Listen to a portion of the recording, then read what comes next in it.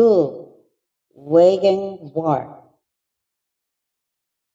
Its outcome has a note he who wishes to fight must first count the cost, which prepare us for the discovery that the subject of the chapter.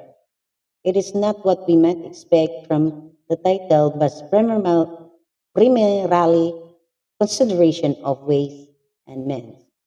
Sancho said, in the operation of war, whatever are the field, a thousand swift chariot, as many heavy chariot, and 100,000 male clad soldier. The swift chariot were lightly built and, according to Chang Yu, used for the attack. The heavy chariot were heavier and designed for purposes of defense. Li Chayon, it is true, says that latter were light, but this seems hardly probably. It is interesting to note the analogies between early Chinese warfare and that of Homeric Greek. In each case, the war chariot was the important factor. Analogies between easy Chinese warfare and that of the Homeric Greeks. In each case, the war chariot was the important factor for me, as it did the muscle round which was the grouped a certain number of foot soldiers. With regard to the number given here, we are informed that each swift chariot was accompanied by 75 footmen, and each heavy chariot by 25 footmen, so that the Mo and Miao Yahweh in heaven notes to the effect that general, through naturally stupid, many nevertheless conquer through sheer forces of rapidity. Ho Shi said, his may be stupid, but at any rare it saved expeditude of enemy and treasure. Productive operation may be very clever, but they bring calamity in their train. Wang Shi evades and difficulty by remarking late operation men and army growing old, wealth being expected and instantly exequer and distress among the people. Through cleverness, ensure against the occurrence of such calamities.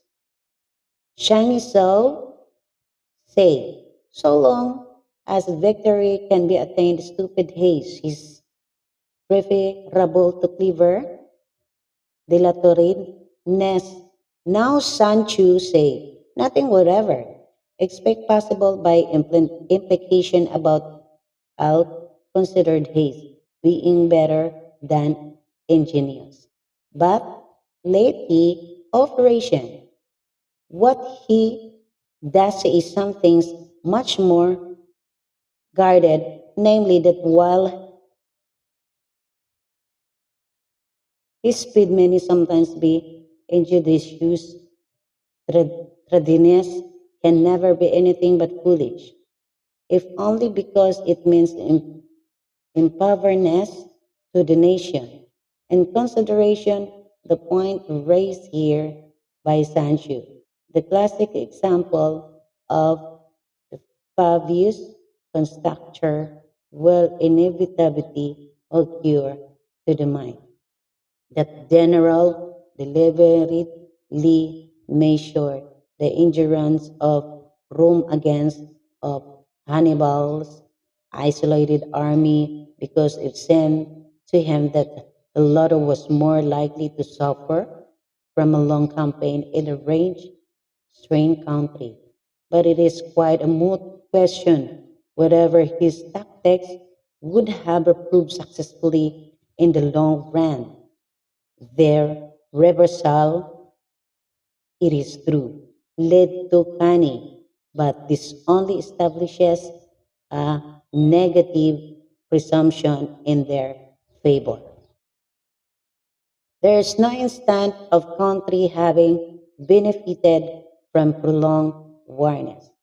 It is only one who truly acquainted with the evil of war that can truly understand the profitable way of carrying it on. That is, with rapidity, only one who knows the disastrous effect of a long war can realize the supreme importance of rapidity in bringing it to a close.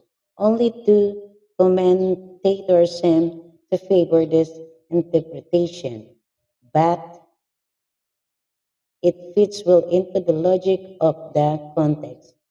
Whereas the rendering, he who does not know the evils of war cannot appreciate its benefit. It's distinctly pointless. The skilled soldier does not raise a second levy, neither are his supplied wagons loaded more than twice. Once war is declared, he will not waste precious time to waiting for reinforcements. Not will be returned his army back for fresh supplies, but crosses the enemy frontier without delay. Damism an audacious policy to recommended, but with all great strategies from Julius Caesar to Napoleon Bonaparte, the value of time. That is, as being a little ahead of your opponent, he has counted for more than either numerical superiority on the nice calculation with regards to commissionaire. Bring war material with you from home. But, but courage on the enemy, those the army will have food enough for its needs. The Chinese won't translated here as war material literally means things to be used. And it means in the widest sense is included at all impedimenta of any army apart from provisions. Property of the state, executor possess an army to the maintain by contribution from a distance contributing to maintain an army at a distance possess the people to be impoverished. The beginning of this sentence does not balance property with the next. True obviously intended to do so. The arrangement, moreover, is so awkward that I cannot help suspecting some corruption in the text. It never seemed to occur to Chinese commentators that an emendation may be necessary for the sense, and we get no help from them there. The Chinese word sanju used to indicate the cause of people's impoverishment clearly have reference to some system by which the husbandmen sent their contribution of corn to the army direct. But why should it fall on them to maintain an army in this way? Expect because of the state of government is for to do so. On the other hand, the proximity of an army causes prices to go up, and high prices cause the people to dance to be drained away.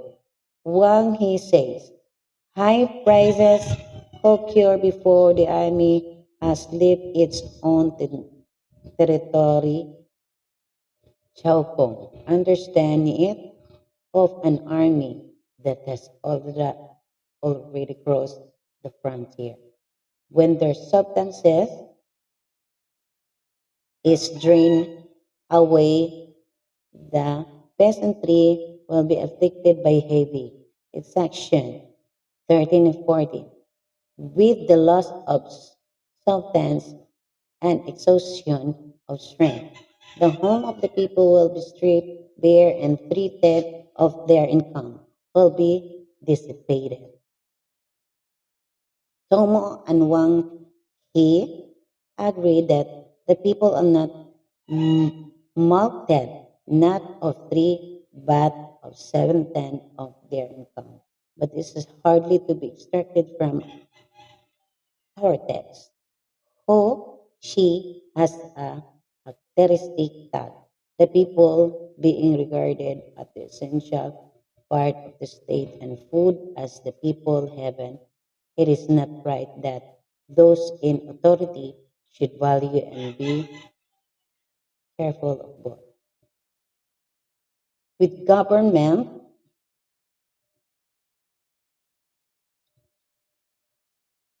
expenses for broken chariot, worn out horses, breastplates, and helmet, bows and arrows, spears, and shield, protective, mantless, draught, oxen, and heavy wagons will amount to 4/10 of its total revenue. Hence, the wise general makes a point of foraging on the enemy. One cartload of the enemy provision is equivalent to 20 of one's own. Likewise, a single pickle of his enemy provision is equivalent to 20 of one's own. And likewise, a single pickle of his provender is equivalent to 20 from one own store. Because 20 carloads will be consumed and process of transporting one's cartload to the front. A pickle is a unit of measured equal to 133.3 pounds, 65.5 kilograms.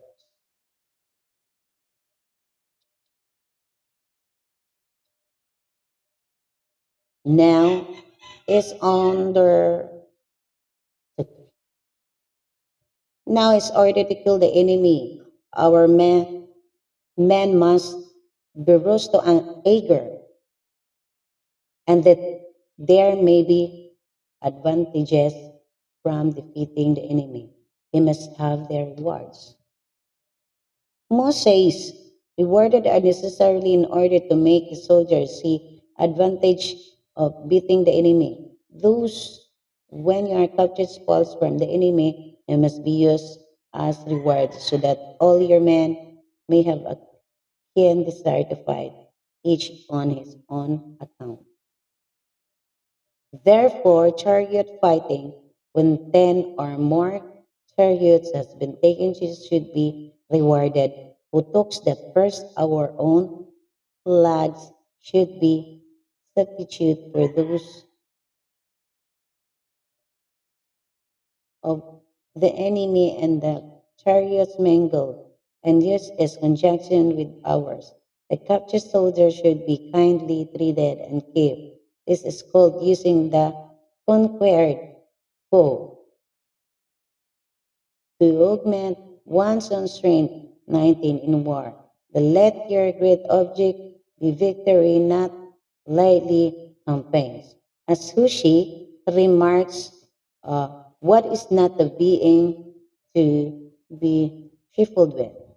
Sanchu here reiterates the main lesson which this chapter is intended to force.